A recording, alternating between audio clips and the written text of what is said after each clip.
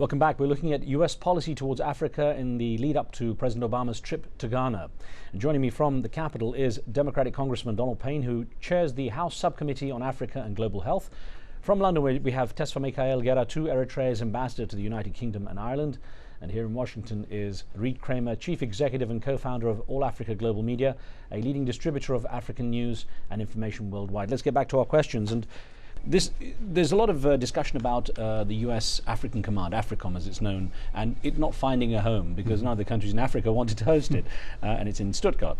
A lot of people are wondering what President Obama is going to do as far as that, and of course there's speculation his trip to Ghana might be a way to build some relationships and perhaps get AFRICOM planted there. Your views on that, and also it was reflected in a chat room question that came from Aisha Shokri in Saudi Arabia, who says, where is now the project of building American bases in Africa under Obama's admin, I wonder?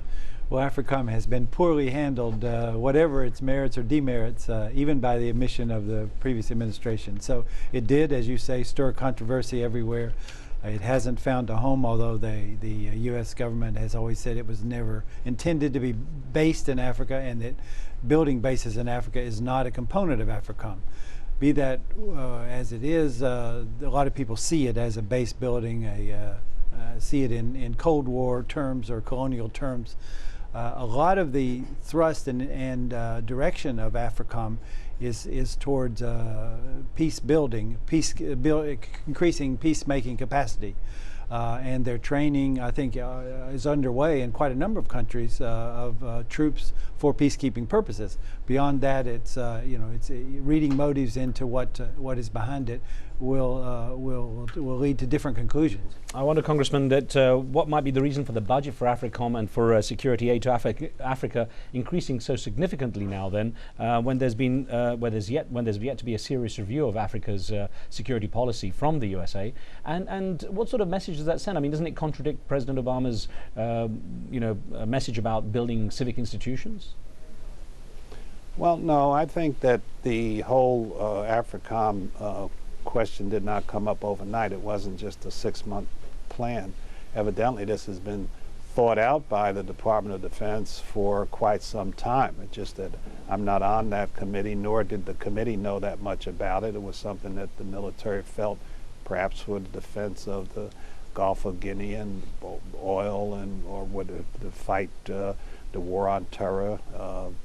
Perhaps these were the reasons that it was done.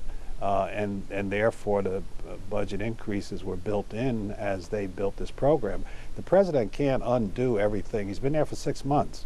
There's no way that he can just undo everything that's been done in the past decade. And I think that once he gets an opportunity to take care of the domestic problems, stop the hemorrhaging here at home, I'm sure that he will come up with a sound policy, and even with AFRICOM, have it work right, or he won't have it work at all.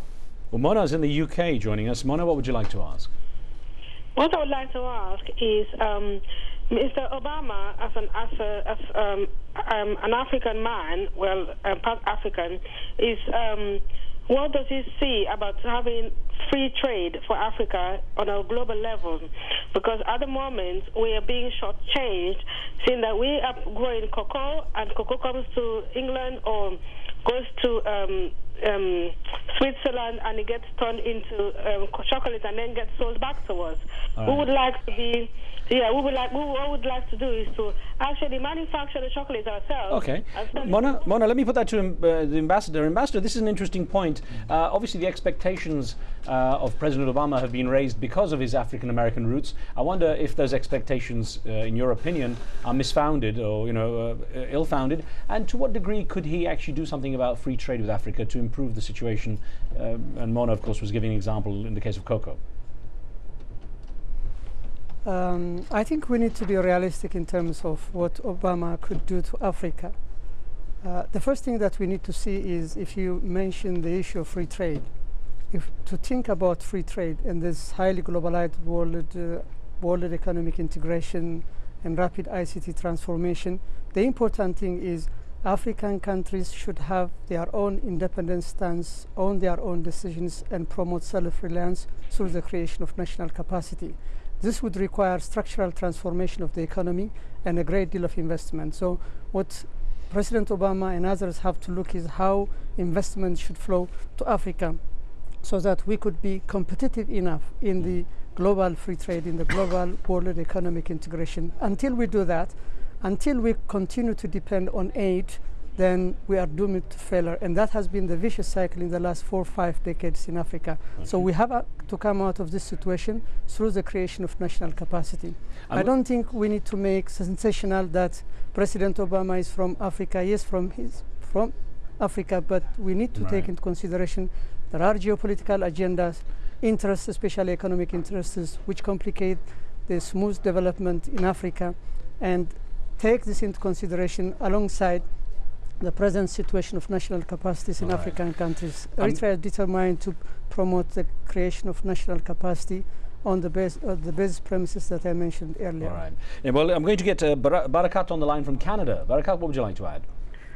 Yeah, I want to ask a specific question in regards to Darfur and Sudan, and President Obama's foreign policy team and in general, and Joe Biden and Susan Rice in particular, and their militaristic approach towards the problem in Darfur, and how that would affect the region in general. And in particular, also, I want to add that there has been a continuity between the Bush policy and the Obama policy. Barakat, let me put that to Riz Kramer. Then that's an interesting point. I mean, how does President Obama distance himself from what some might consider the failures of the Bush administration? And when it comes to Sudan and Darfur, the U.S. was heavily indicted for not taking the right approach. Yes, that's true, and we don't yet know, but there have been some interesting pointers.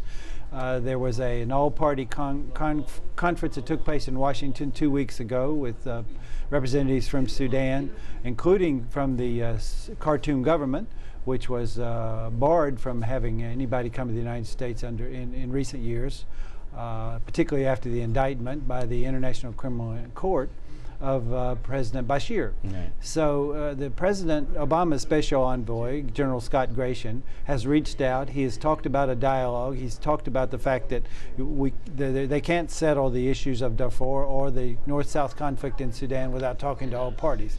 So we may see some slight shift there. He's more of an engaging president in the sense that he wants to engage and rather than directly confront, it seems. It does. There are hints of that, yes. Which also raises this question that came up from Marston in the USA, who's in our chat room, live station chat room, who says, what do you think, asking you, Mr. Kramer, what do you think Obama's position towards Gaddafi is, and do you see any chance of a meeting between the two? There haven't been any hints of that. With Gaddafi being head of the African Union at the moment, you would think it could be in the cards, but I think that might be a tough one domestically, but nothing would surprise me. And Senator Obama during the campaign talked about being willing to talk to almost anybody, so I wouldn't rule it out. To what extent do you think that Africa is in a better position economically because it wasn't so integrated into the international economy? That's right. International economy, which has gone down. It's sort of being shielded by virtue of the fact it's been left out. Well, what the Africans like to say is that their banking sector didn't perform all the misdeeds that the banking sectors here in other countries did. So they've escaped in that sense. But of course, Africa always suffers when there's economic problems. It's at the bottom of the heap. It's marginalized in so many ways. So it's not escaping the impact of the recession completely. Investment is bound to be affected negatively. Trade is down. The demand for Africa's resources has lessened from previous. So it's yet to be seen, but Africa may come out of it with some improvement. Ambassador, I literally have about 20 seconds for you, but just a quick thought, just to wrap up. To what extent are you optimistic with the Obama trip that perhaps there's going to be some positive outcome for Africa? Just a quick thought. Well, it's very early to say something on that. There is hope, but I think we need to be realistic. All right. Well, Ambassador, I thank you very much for taking part. And Riz Khan, it's great to have you in the studio too. Nice to be with you. Thank you both. Yeah. Congressman Payne, thank you very much, sir, for being with us. Thank you. Thank you for being with us, of course. On tomorrow's show, we continue Al Jazeera's look at the ongoing violent ethnic unrest in China's Xinjiang region. Don't forget, you can follow me and get updates on the show via Twitter. You can always go to our Facebook page. We always welcome your questions for that show coming up tomorrow and any future ideas. For now, from me and the team, we'll see you next time.